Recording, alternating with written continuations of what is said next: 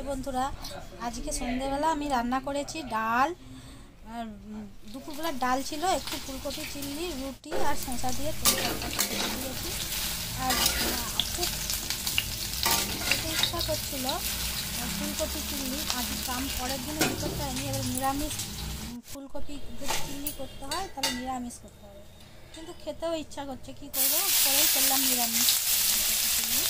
তা প্রথমে আমি কী করলাম, ফুলকপিটাকে প্রথমে সিদ্ধ করে জলটাকে ফেলে দিয়েছি, নুন দিয়ে সিদ্ধ করে জলটাকে ফেলে দিয়ে তাতে একটু কর্নফ্লাওয়ার, একটু সয়া সস, একটু ভিনিগার, একটু বেসন, অল্প পরিমাণে বেসন, একটু হলুদ গুঁড়ো, একটু লঙ্কা গুঁড়ো দিয়ে আর একটু আদা বাটা দিয়ে এটাকে আমি ম্যারিনেট করে রেখে দিই। তারপরে কিছুক্ষণ পরে 2-3 ঘন্টা পরে আমি এটাকে ভালো করে ভেজে তুলে নিয়ে রেখে দিয়েছি। তারপরে কড়াতে আমি দিয়ে দিচ্ছি তেলটা গরম হলে একটু চলে যাচ্ছে আদা কুচি, তোমরা লঙ্কা কুচি আগেও দিতে পারো, আমি লাস্টে দিয়েছি লঙ্কা কুচি। তারপরে ক্যাপসিকামগুলোকে দিয়ে ভালোভাবে নাড়াচাড়া করে এবারে আমি এখানে আর একটা বাটিতে করে রাখছি একটু ভিনিগার, একটু সয়া সস, একটু টমেটো কেচাপ আর একটু চিলি সস দিয়ে একসাথে জল দিয়ে ভালো করে ফেটিয়ে রেখে দিই।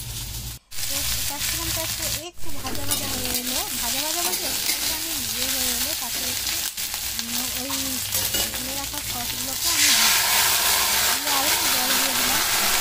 তারপরে আমি ভেজে রাখা ফুলকপিগুলোকে দিয়ে ভালোভাবে নাড়াচাড়া করে আমি যে লাস্টেও, কিন্তু যদি আগেও লঙ্কা দাও লাস্টেও লঙ্কা দিবে, একটু লঙ্কা কুচি, একটু ধনেপাতা কুচি দিয়ে ভালোভাবে একটু নাড়াচাড়া করে নামিয়েই হয়ে যাবে আমাদের নিরামিষ ফুলকপি চিল্লি। তো তোমরা এটা বানিয়ে দেখো, এটা খুব সুন্দর খেতে হয়। এটা নিরামিষ ফুলকপি চিল্লি বলে কেউ বলবে নি, নিরামিষ দিনে এটা খুব ভালো লাগে খেতে। যাই হোক, আমার চ্যানেলগুলো, আমার রান্নাগুলো যদি ভালো লেগে থাকে অবশ্যই আমাকে সাপোর্ট করো এবং আমাকে